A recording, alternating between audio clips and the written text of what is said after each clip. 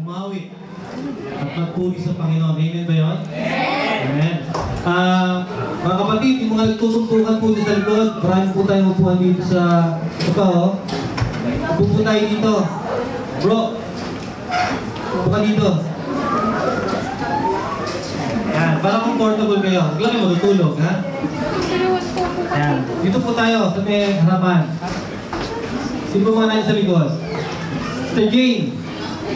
Kita, dito ka. Lapit kayo dito. Brother Joel. Dito kayo sa harapan. Hindi aalis yan. Dito ka. Lapit. Amen. Nakaka-bless ko talagang mag-praise and worship sa Panginoon. Whenever we sing songs to God, we open up the heaven para tayo po ay tingnan ng Panginoon at tayo ay matuwa sa atin. Because whenever we sing songs to God, we are just practicing. Ulitin ko na naman, ito na pastor yung pag-practice. This is just like a rehearsal what we're going to do pagdating sa future. Nandito tayo sa lahat. Amen? So,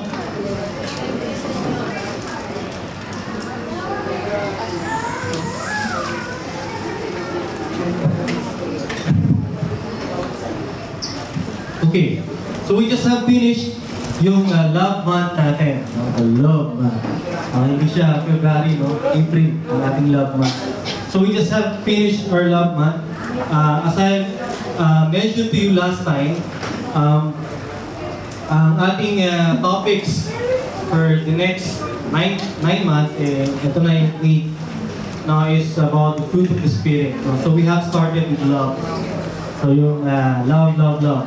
So the next one is joy.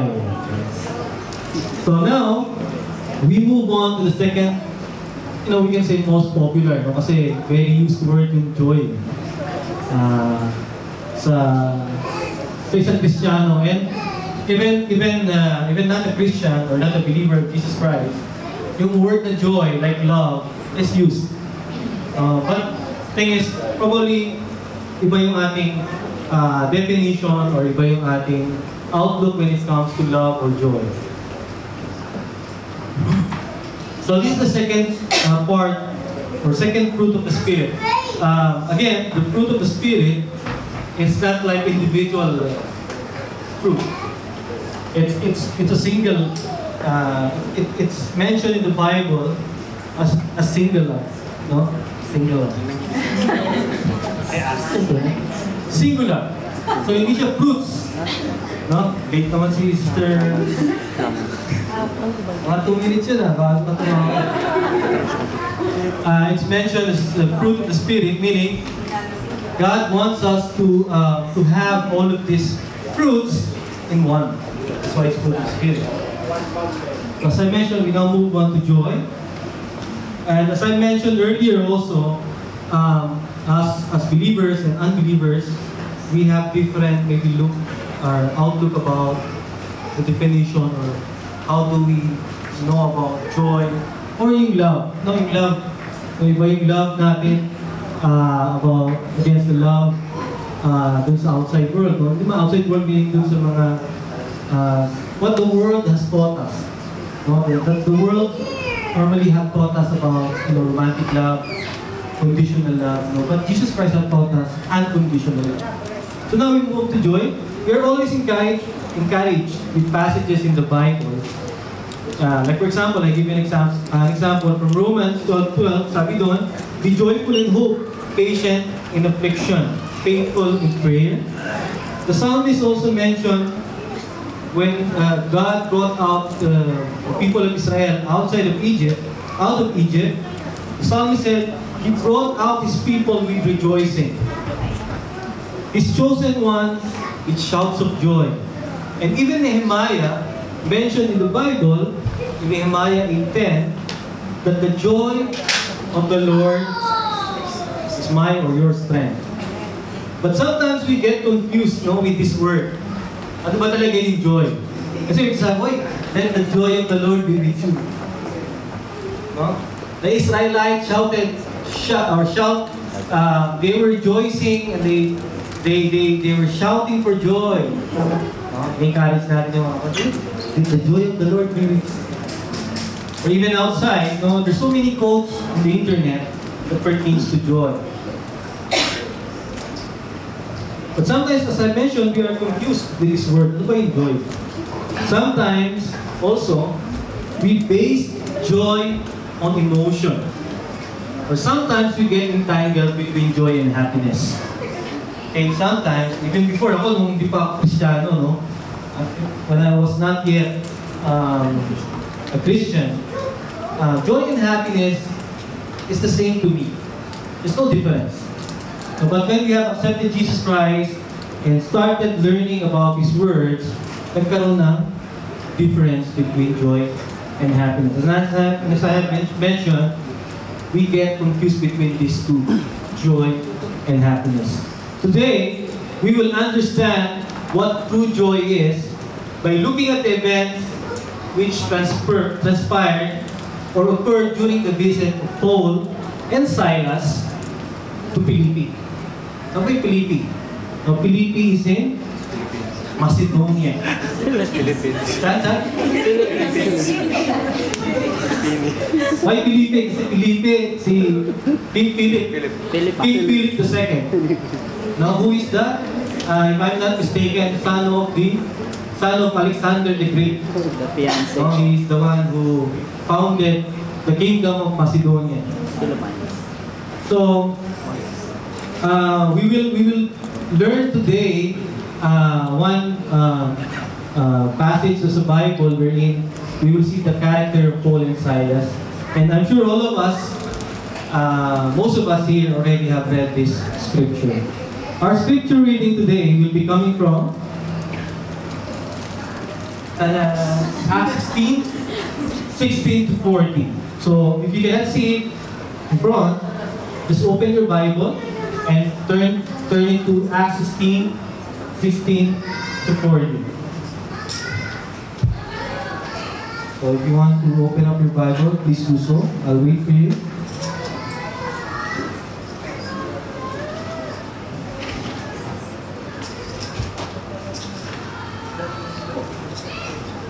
Okay, let's read. Once when we were going to the place of prayer, we were met by a female slave who had a spirit by which she predicted the future. She earned a great deal of money for her owners by fortune telling. She followed Paul and the rest of us, shouting, "These men are servants of the Most High God, who are telling you the way to be saved." She kept this up for many days. Finally, Paul became so annoyed that he turned around and said to the spirit, "In the name of Jesus Christ, I command you to come out of her." At that moment, the spirit left her. When her owners realized that their hope of making money was gone, they seized Paul and Silas and dragged them into the marketplace to face the authorities. They brought them before the magistrates and said, "These men are Jews and are throwing our city into an uproar by advocating customs unlawful for us, Romans, to accept or practice." The crowd joined in the attack against Paul and Silas, and the magistrates ordered them to be stripped and beaten with rods. After they had been severely flogged, they were thrown into prison, and the jailer was commanded to guard them carefully. When he received his orders, he put them in the inner cell and fastened their feet into stocks. About midnight, Paul and Silas were praying and singing hymns to God, and the other prisoners were listening to them. Suddenly, there was such a violent earthquake that the foundations of the prison were shaken. At once, all the prison doors flew open, and everyone's chains came loose. The jailer woke up, and when he saw the prison doors open, he drew his sword and was about to kill himself because he thought the prisoners had escaped. But Paul shouted, "Don't harm yourself, we are all here." The jailer called for the knights, rushed in, and fell trembling before Paul and Silas. He then brought them out and asked, "Sirs, what must I do to be saved?"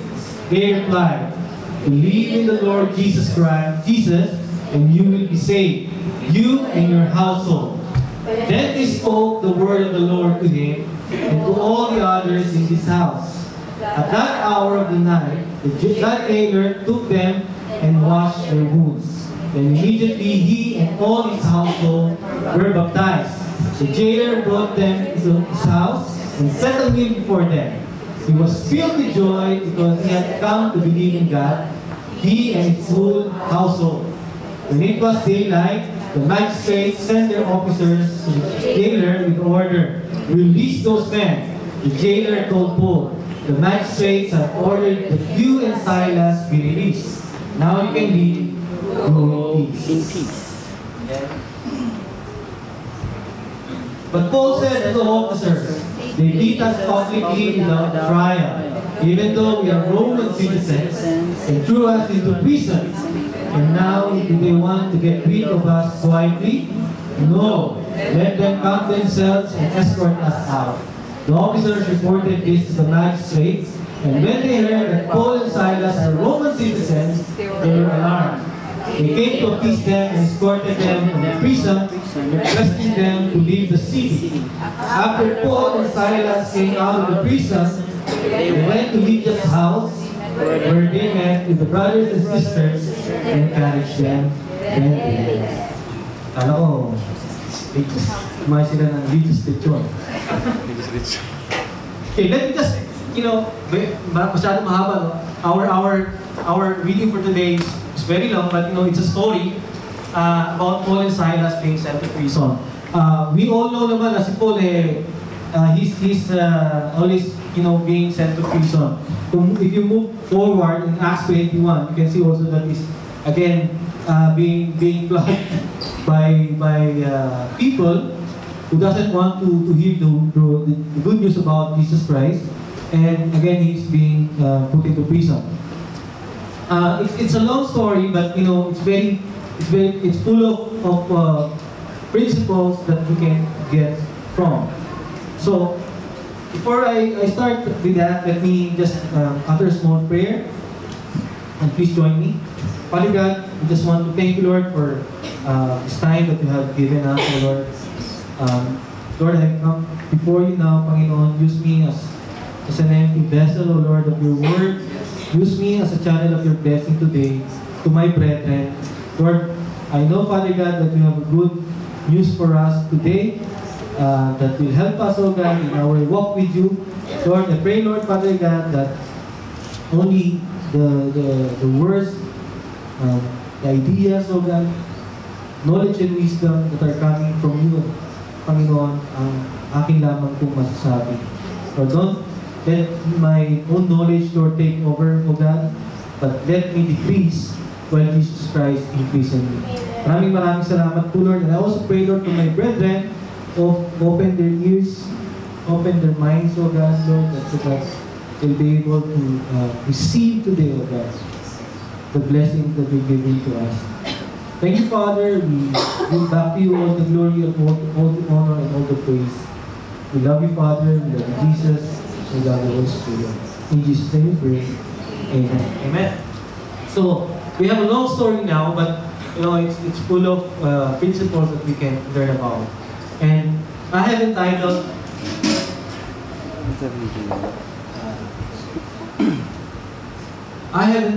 yung ating message today, Understanding True Joy. So, but before I go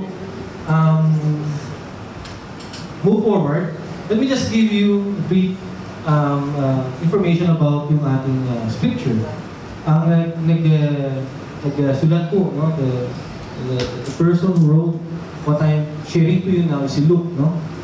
And Luke traveled from Galatia, which is in Asia Minor. In Asia Minor, that's Turkey, present day Turkey. And he traveled all the way from there to Macedonia. Because kung basahin niyo po, no, if you're going to look, back doon sa previous na verses, no, he got a message through a dream about a man asking help for him to come to Macedonia. So ano ba yung Macedonia? No? Macedonia was the first, Macedonia was the first region in Europe to accept Christianity. So, sila po yung unang naging link between the land of Israel and Europe. So, Macedonia, nandyan po yung Philippi. No, malapit din po dyan yung Corinth, and malapit din dyan yung Thessalonica. No? So, these are the first Christian churches. That's why, if you look at the epistles, no, you will see Philippians, you will see Corinthians, you will see Thessalonians. These are the churches that were raised up noong time ni Paul when he's going to that place. So the Macedonians basically composed of Greeks, mga Griego sa Tagalog, no. So Macedonia is very very popular at that time. And there's so many people there that are non-Jews, mga Greek na sila, so they are Gentiles. And Macedonia was a kingdom of the Empire of Greece before it became a Roman province. Naging probinsya siya ng Rome. That's why si Paul, may access siya. Meron siyang, anong tawag dun sa, pag meron kang visa sa Sweden, sa Germany. Schengen. May Schengen visa siya. Schengen visa. May Schengen visa si Paul. Why? Because he can go to different provinces of Rome. Yung Rome po, yung Roman Empire po, napakalaki niya, no? Maabot siya hanggang dito sa Middle East, Turkey, Europe, no? So, as I mentioned, nandiyan po yung Philippi, Thessalonica. And now, ang Macedonia is composed of yung mga Balkan countries, which is yung Bulgaria, Albania, Serbia, Kosovo, natin po yun. So, okay, going back, so I'm just, giving you a brief insight about yung Macedonia kasi very important po yung po. And also, ito nangyari yung, this is where Paul and Silas were in prison. And going back to the scripture, this is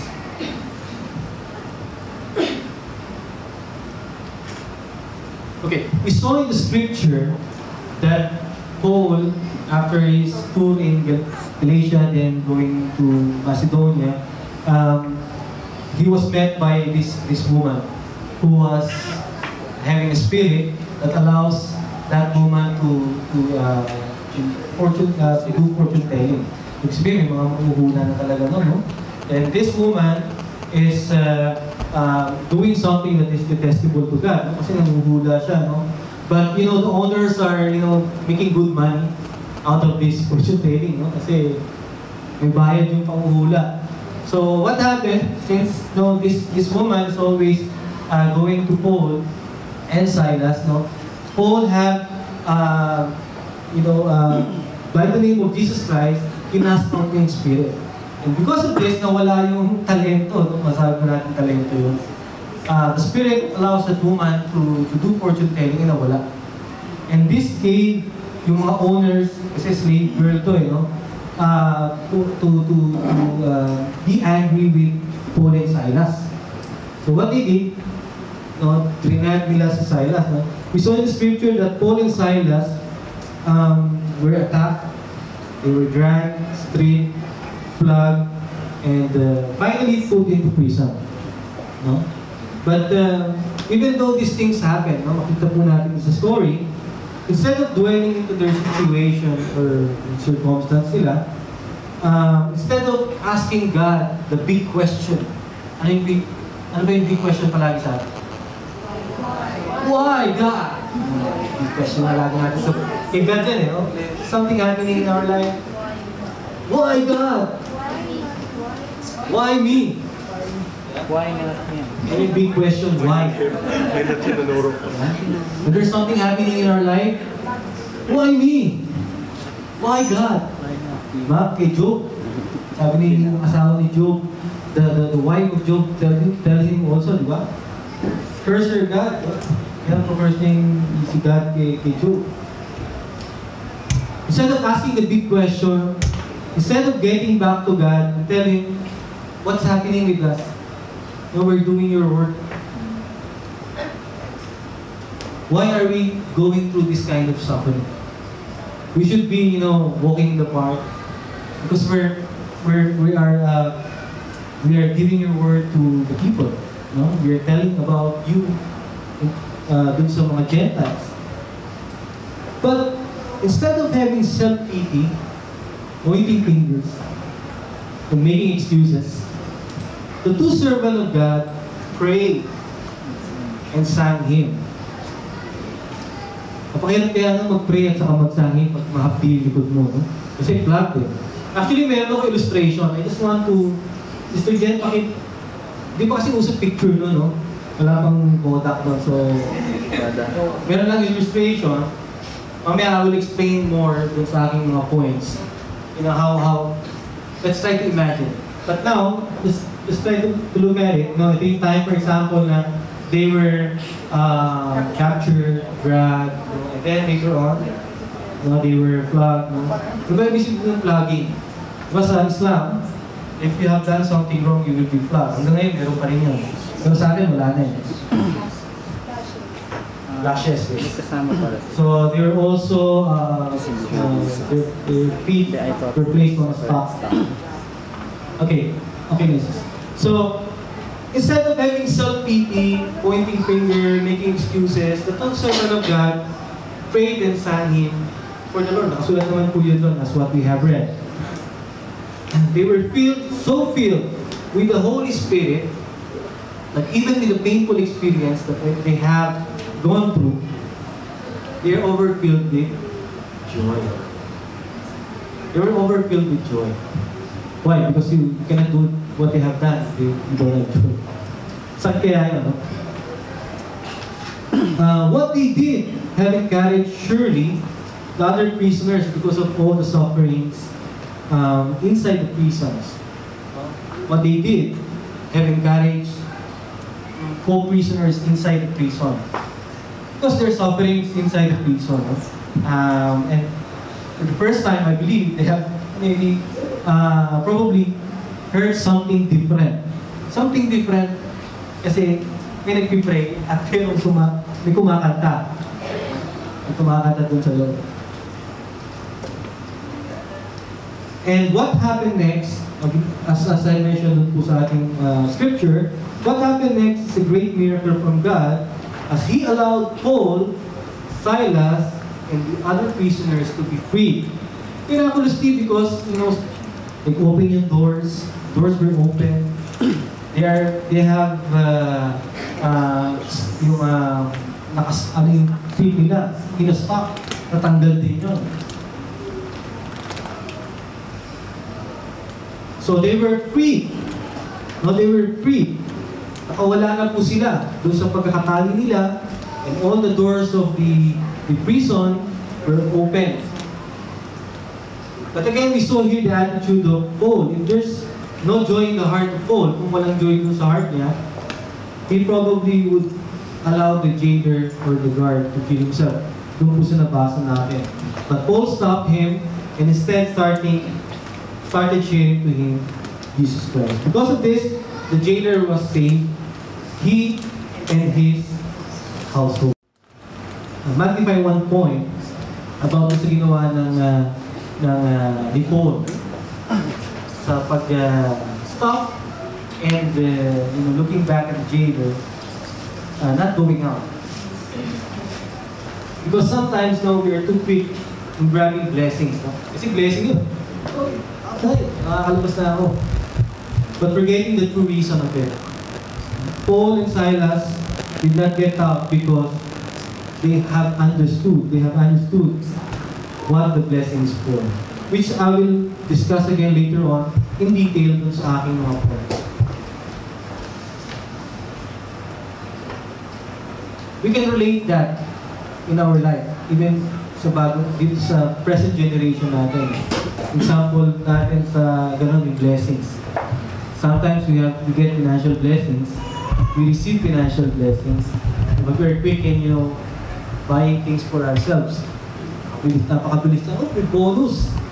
No, I have a bonus. And ano kagad yung nasa listahan natin? Ano kagad yung iniisip natin? What is our priority? Or priorities kung marami siya. When we receive blessings from God, you can be buying new gadgets, devices, or clothes, not paying attention to people, or probably eternal works that have eternal perspective. People that God allowed you to be part of their lives, and allowed you to be a channel of blessings to that person. So going back to joy, our joy should not depend on our situation. Yung joy po, going back to the true understanding of joy, the joy is not dependent on our situation. When I say our situation, I mean any situation. It can be good, it can be bad, it can be pleasing, it can be unfavorable, it can be favorable. It's good and favorable. But what I'm saying is, it doesn't depend on any situation. This simply means also that it shouldn't be dependent on any circumstances. Meaning circumstance, probably, meaning problema natin sa buhay in our lives. It comes from God and shouldn't be affected with what's around us. Joy comes from God and shouldn't get affected by things around us. Aside from circumstances, even others. Kasi in circumstances might be kulang yung pamasahe mo, or wala ka ng pambili ng bigas, don't have any allowance anymore. But it can also be other people. Dahil may mga tinatawag na joy stealers. So, again, aside from circumstances, even others or their actions shouldn't affect or determine our joy. Ito po. Una, situation, circumstances, others, and their actions shouldn't determine our joy. So yun po yung joy. We also sometimes equate or associate joy with happiness. Ito ba yung sinabi ko kanina when I said in my introduction about sometimes we get confused between joy and happiness. No? As I mentioned, i-equate po natin yung joy and happiness. But happiness, is having an external manifestation. Like when we are happy, we smile. When we are sad, we frown or cry. No? Yung external manifestation na happiness. Yung tumatawa tayo. Or external manifestation of sadness, malungkot tayo. Joy is not an emotion that can be fake or forced. Like forced smiling. May mga tao na magaling magtago ng hurt. So many people that are very good in keeping their hurt by, showing an external manifestation of smile. Diba? And if you're not, if you don't have that spirit of discernment from God, it's very hard for you to discern kung yung tao bang yan ay nag-fake lang ng happiness. We need the grace of God to discern people who are having, hurt in their hearts.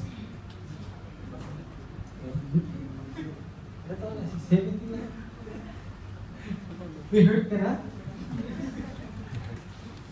Right? So joy is not an emotion. Parang napakatahimik natin. Very serious. Ang ating po topic ay joy. Hindi naman kayo. Amen? Joy is not an emotion. As I mentioned earlier, we cannot equate it with happiness. So, if you see brethren, if you see people, not smiling, it doesn't mean na wala silang joy. No, but if you see people also that are smiling, it doesn't mean that they have joy also in their heart. No, because joy comes from, smile maybe comes from happiness. And joy, happiness comes from joy. No, if you have joy in your heart, then you have happiness. That's why sometimes it is mentioned, ito nga pala sinabi ko, if you don't have smile, if you don't have joy. But joy is in the heart, and since it's in the heart, it's not affected by external influences. So as Christians, ang joy mo po ay hindi na dapat naapektuhan ng external influences. As I mentioned earlier, meron tayong situations, circumstances, people, sabihin na lang natin people, or actions. Because sometimes meron kayong people na hindi kinagugustuhan. Like in sa love challenge natin, no? Rudest. Rudest. Kumbaga sa hindi na ruder no? Rudest talaga no? Rudest. Super natin. Highest level. So meaning talaga napaka-bad. Ayaw mo talaga doon sa person na yun. Because for you to be able to tell somebody that he's the rudest person, ibig sabihin hindi mo siya gusto. Even people, no, can take away your joy. Much more the action. Pag gumawa na ng action. So, if this is the case, what is joy then? Ano ba talaga yung joy? No, kung ito hindi na, where can we find true joy? What is the true joy that God is telling us to do? And with this, I just want to show you now yung ating mga principles that we can learn from Paul and Silas. Sis, wala po mong acronym, but we have points. Understanding true joy. The first one. The first one is joy in difficult circumstances. If you see in verse 25,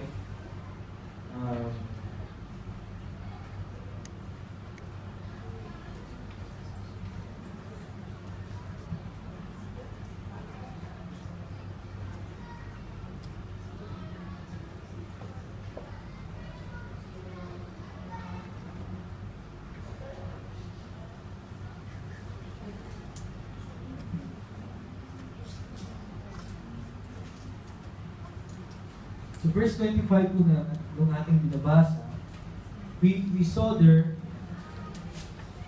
a clear example na galing po kay Paul and Silas.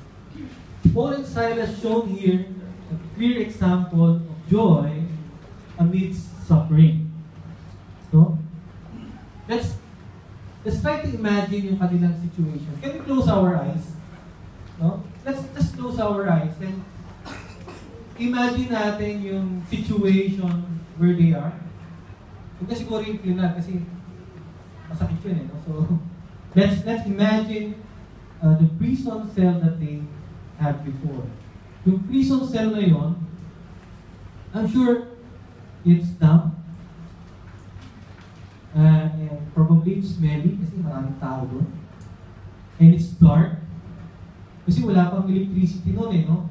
So maybe they're using torches, and probably it's hot kasi wala pang aircon. And let's open our eyes. Na-imagine yun, yung putting yourself in the situation of Paul and Silas. No? More so, na pa sila, na flag. Nabugbog sila, they were dragged, stripped, and thrown into prison. And they were placed in the inner cell and their feet were put in stocks. Kasi nga, sabi sa kanila nung guard them carefully. No? I-guard daw sila carefully. So yung guard, para for sure na hindi sila makatakas, they put their feet also in stocks. So talagang walang kawala. No escape. Nobody can escape. So, we can imagine, no? Yung situation ko, masakit na yung katawan mo.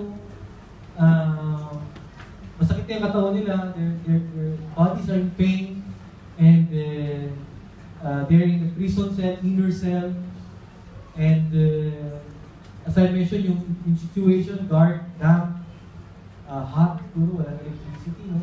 It's uncomparable to the prison cells na, no? Yung prison cells ngayon, medyo compared sa atin. Except na sa atin. But here, sino nakapunta sa kulungan na rito? Ay, hindi naman sinabi na kulungan kayo. I'm saying, nakapunta na. Like, example ako, ako, many times, I went many times to the prison here because we're visiting some brethren. No? Yung mga nagkaroon ng problem before sa financial. Prison cells here are very nice. Cozy. Air conditioned, we get, di ba? Minsan mas maganda pa sa bed space eh. Kasi sa bed space, di ba? 6 metros sa isang room. You have your own bed, no problem for the food. It's being delivered by National Hotel. The prisons here are being supplied with food coming from the National Hotel. National Hotel. 5-star. Anyway. You know, you can compare the prisons before and now. No, it's very different. Ito mo, kahit maganda yung prison, di ba? Meron pa yung sa prison here. But what more before? At that time. Nanood pa kayo ng mga old movies, yung Kingdom of Heaven, mga movies na gano'n. Gladiator. Isa mo yung mga dungeons. Dungeons. And this at the same time, no? Yung time ni Claudius Maximus. Clever. Kasi, punta kayo sa Acts 21, kay Claudius din doon eh. Yung nagpasend kay Paul sa ibang lugar. Okay? So, and many people are there, but with all this in place, it didn't deter Paul and Silas to glorify God. Kahit ganun yung situation. Napakadaming tao, body pains, heartache, no? What else? Yung environment. Ngayon nga tayo dito, di ba? Air condition din tayo. We have air condition church. Nasa choking pa. Sa Philippines, di ba? Kita mo, pawisan nyo ano. And even in Kenya, you see the pictures in Kenya. They're just makeshift, natawag dito, parang roof. Phone na lang. Makeshift worship houses. But you can see, no, when they praise and worship God, talagang grabe. You can see from their hearts. Ganun din si Paul and Silas. Doesn't matter whatever the situation, whatever the environment, is it hot, cold, no? Kahit kumakalam yung sikmura, they prayed and sing songs to God. Because there is joy in difficult circumstances. In James 1,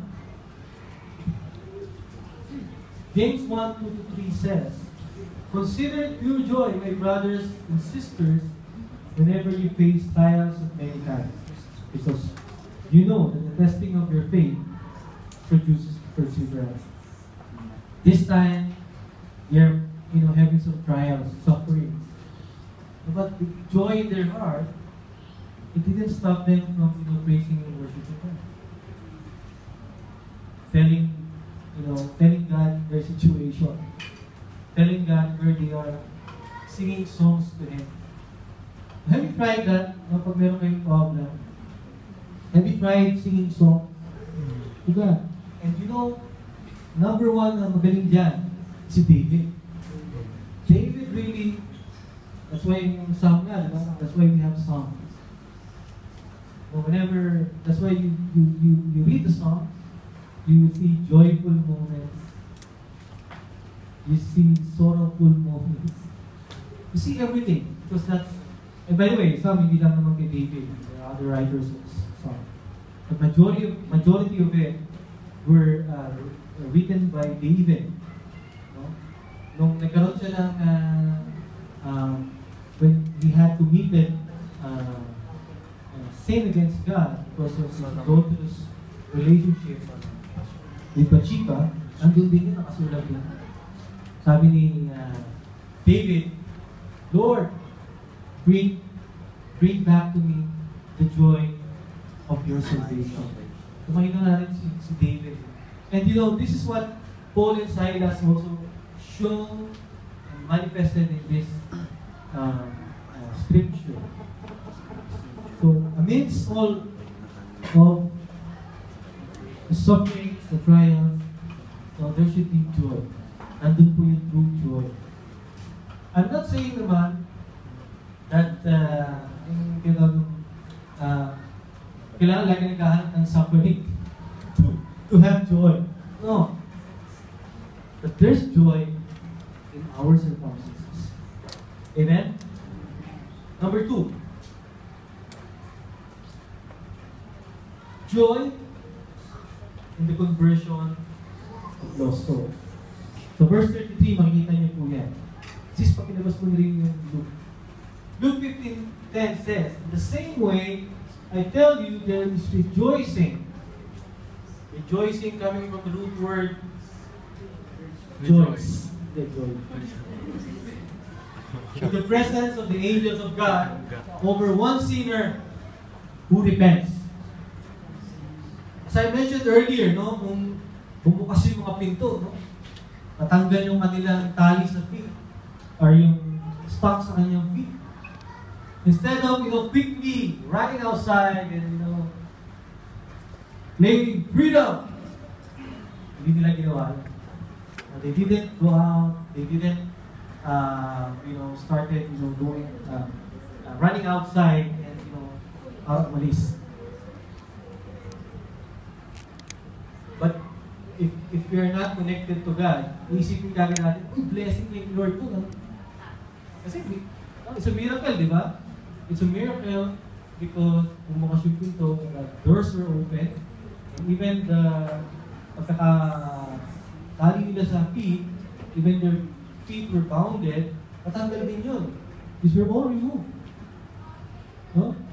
So, sa atin, no, hindi pa tayo, we're not yet connected with God, or hindi pa tayo ganun ka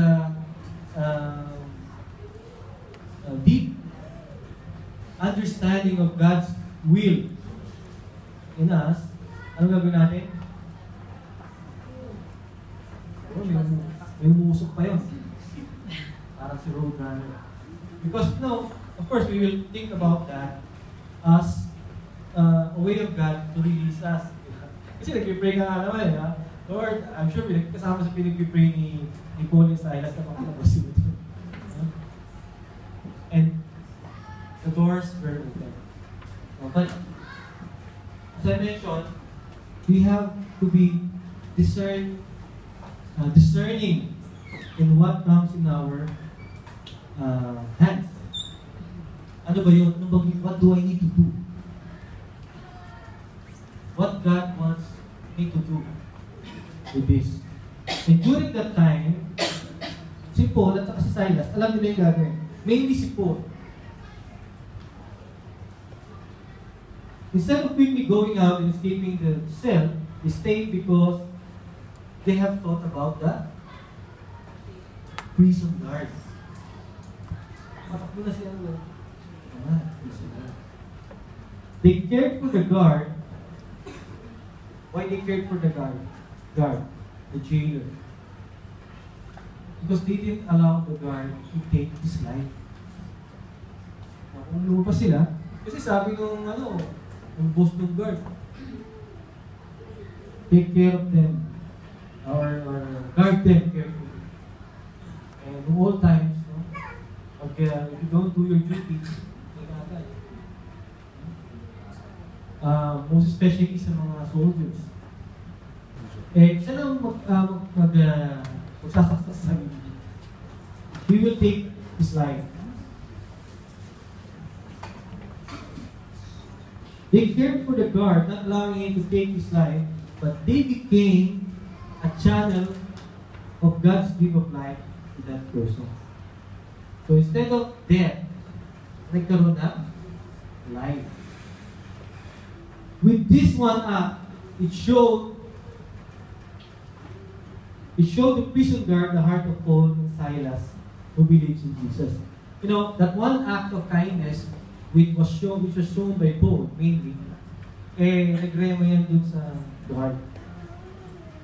You know, the guard said, hindi nila akong hayaan pakamatay. They didn't allow me to take my life. They didn't left. Diba? They didn't left. Kung iba yun, diba sabihin niya, natakasan na ako. That's why nga nagano siya But because of this act of kindness, which is shown by Paul and Silas, ano nakita niya? Nakita niya yung heart. He saw the heart of Jesus with Paul and Silas.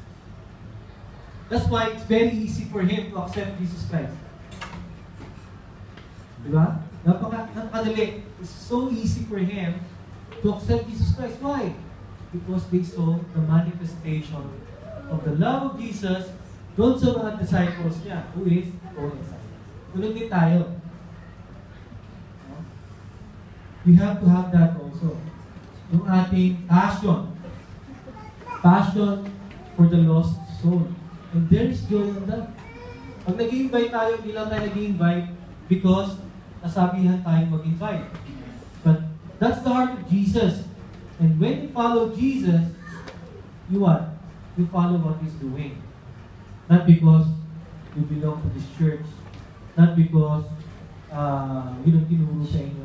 Because that's what was taught to you by your pastors or even before dati pa kayo sa ibang church.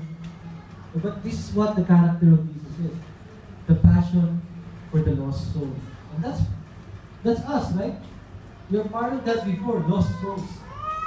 Until we have accepted. It didn't stop with the prison guard, but it continued up to his family. Diba? So, pangakuin ng Panginoon, you and your household will be saved. I believe also that even though it was not mentioned, the prisoners were also touched and accepted Jesus Christ. Hindi lang na-mention yun, no? But yung mga nakikinig doon sa kantaan ni Paul at saka ni Silas, the ones that are listening to him, I'm sure they also accepted. And when they saw also that act of kindness to the guard, who was supposedly their oppressor. Yung guard ng oppressor, di ba? Sila yung at the receiving side. But when the guards, when the prisoners saw that, it's an act of kindness that allowed them also to believe Jesus Christ. So, it's not mentioned, but you know, I believe this is what happened to them. Number 3, so when we minister to other people, minister to your colleagues, there's joy on that. There should be joy on that. That's a source of joy for us. Whenever we proclaim and whenever we share Jesus Christ, nandun po yung joy. Whenever there's circumstances in our lives, may joy din doon sa circumstances na yun. Number 3, joy in hope. Sabi nga kanina sa Romans 12:12, be joyful in hope, patient in affliction, faithful in prayer. One thing I believe that allowed also Paul and Silas to go through all of these ordeals was the hope that God will take them out of this mess some way, somehow. Hindi sila fortune teller, no? Sila Paul. hindi nila alam na mag-open yung door, na matatanggal yung kanilang shackles or stocks of feet. But they believe that God will remove them from that situation. Some way, somehow, probably they don't know yet how. Because kung nakakulong ka sa prison cell, hindi mo alam kung paano. Siguro, isip mo may darating authority dyan. But something very, very powerful happened. No? Sira yung kulungan. And they know that there's a promise from God that whatever happens to His children, He will never leave nor forsake His children. And Paul and Silas knows that. Paul and Silas knows that. And he even mentioned that one. Kaya nga siya yung nagsabi ng sa Romans 8:28. For we know in all things, God works for the good of those who love Him. What we call working together for this. Paul and Silas knows this. They know their God. They believe in Him and they know their character. His character. They know their God, they believe in Him, and they know His character. They know that whatever is happening, it's temporary. They know that whatever is happening, bad things in their life, sufferings that they have, it's temporary. How about you? Diba? Are you going through something right now? If you know God, you know that this is temporary. This is temporary for us. And He will take us out from that situation. Number 4. Joy in encouraging others. Verse 36. Yung mga nalagay po ko dyan, verse 36, 35, 24, 25, meron link din doon sa ating scripture. Joy in encouraging others. Even though they just came out from prison and just recovering from the beating that they have received, it didn't stop them from encouraging fellow believers. Balikan nga po natin yun, verse 36. So verse 36 nung scripture natin.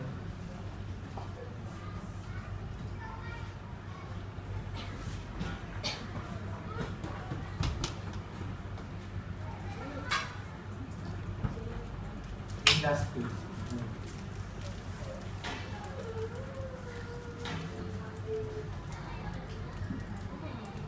Okay. Sorry.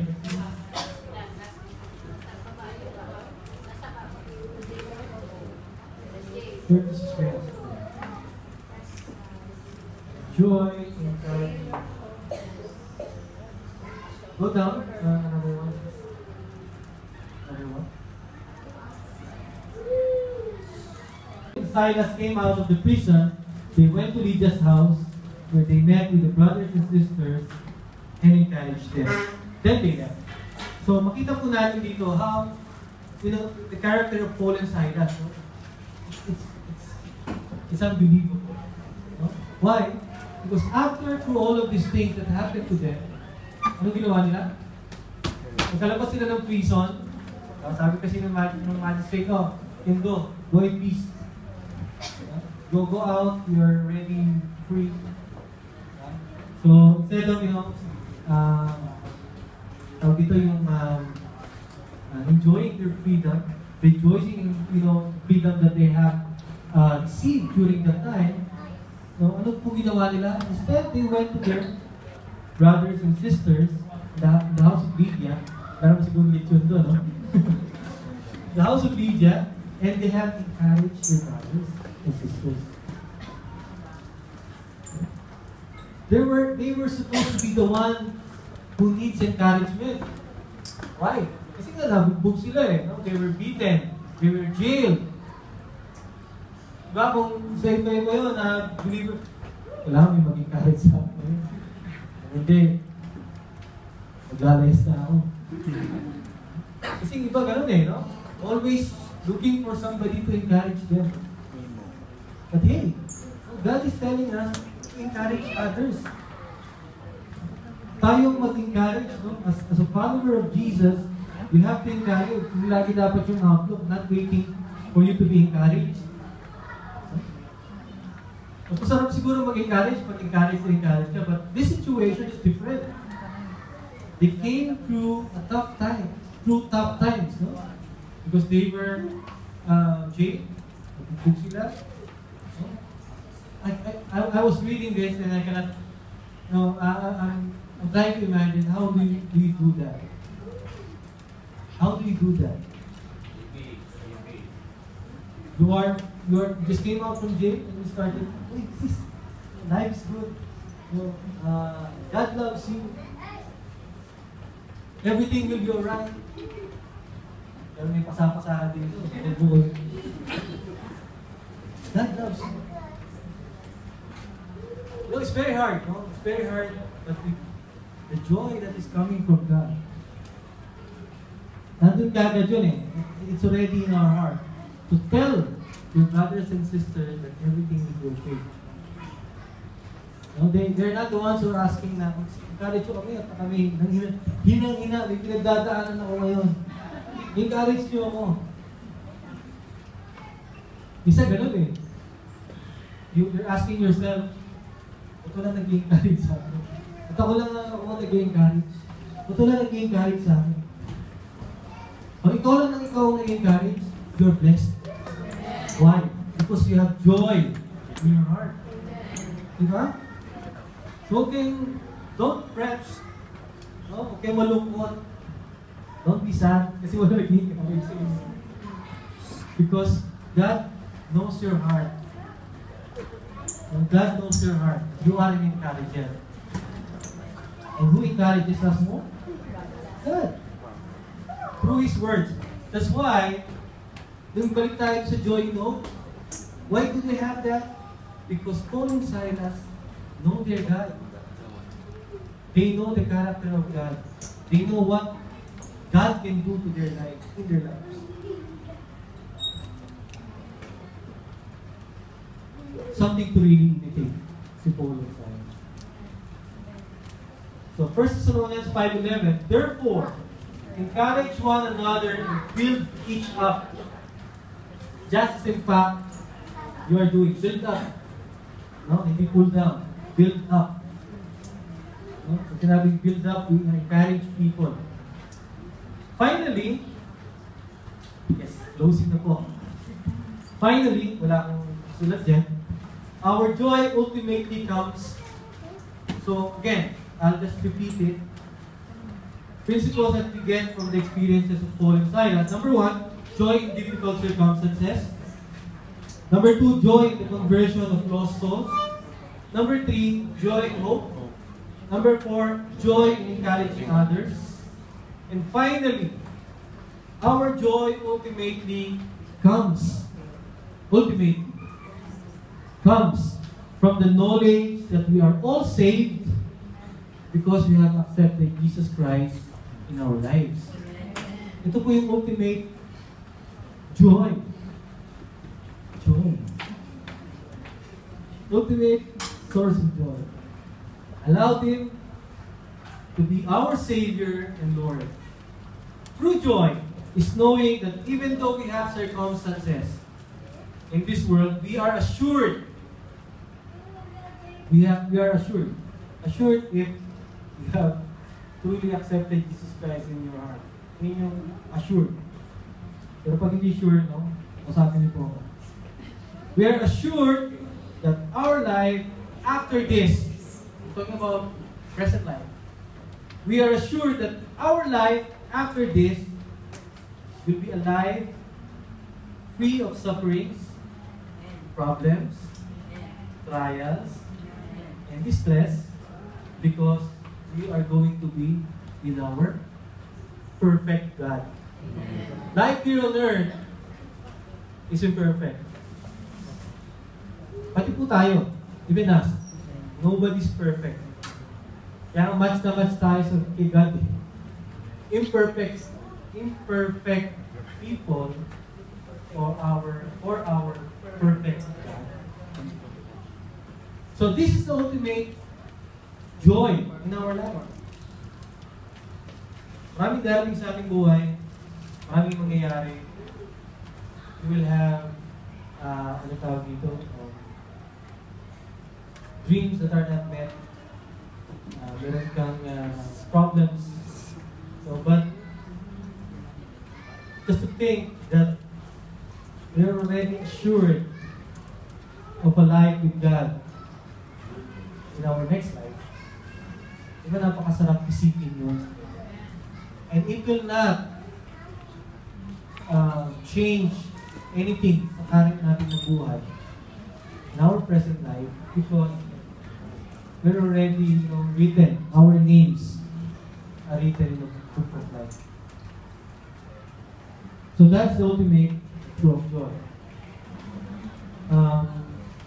Our challenge, no? But possessing joy is a choice. Possessing joy is a choice. Choice po yun. Hindi ka tulad ng happiness. May cellphone ka, happy ka. Pag may chicken joy ka, happy ka. But joy, Happy meal. but possessing joy is a choice. You choose to have joy or not. You choose to share Jesus Christ out of just sharing it. Or you choose Jesus Christ because you share Jesus Christ because there's joy in you. You have the joy of salvation. And you want other people. Sabi nga ni Sister Angelina, so please, you want other people also to accept Jesus Christ and believe Him and accept Him as personal Savior. Possessing joy is a choice. It's either we choose God's promises in our lives, no? Pag may problema tayo, let's choose God's promises, remember God's promises, and it will bring us joy in our lives, or choose to be persuaded with the situations we encounter in this world. So, I will leave a question. What do you choose? Memory verse for today.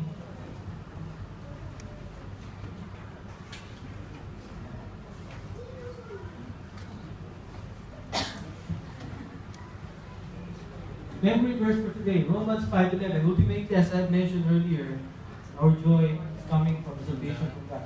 More than that, we also rejoice in God through our Lord Jesus Christ, through whom we have now received reconciliation. We have received reconciliation. Why? Because before, our link with God was cut off. Nung kinain ni Adan at sa kanyang yung fruits. And through Jesus Christ, we were reconciled with God. And when we were reconciled with God, we have received the right to be called sons and daughters of God. Inheritance. Co-heir. Heir for the kingdom. And also founder.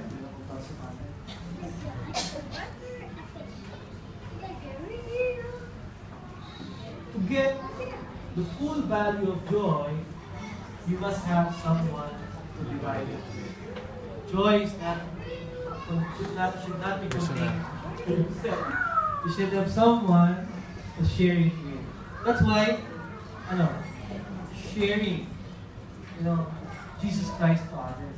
You're sharing Jesus Christ to others. Passion for the lost soul. Second, joy is the infallible sign of the presence of God. Infallible sign. Infallible meaning true.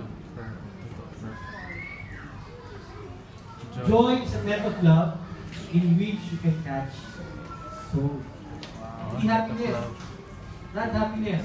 Oh, happy. My friends. Pag nagsalita na ng word of God, wala nun. But the joy, we're able to magnetize people. Joy is a sign of generosity. When you are full of joy, you move faster, and you want to go about doing good to everyone. When you have joy, may joy down is equal to generous.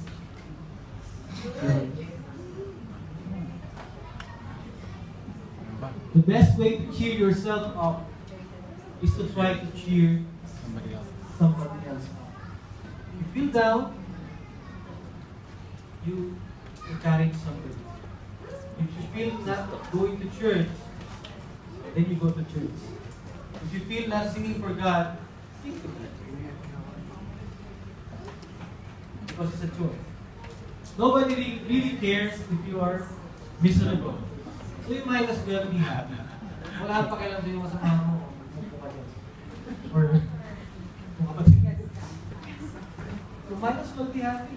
Joy is not in things. It is in us. That's why I said earlier, it's in our hearts. And lastly, joy does not simply happen to us. We have to choose joy and keep choosing it every day. Amen. Joy is a choice. So, it's a choice. No, you can choose to have joy, or you can choose not to have joy. Amen? Amen. Let's all stand up. Pagpapalaran ng Panginoon.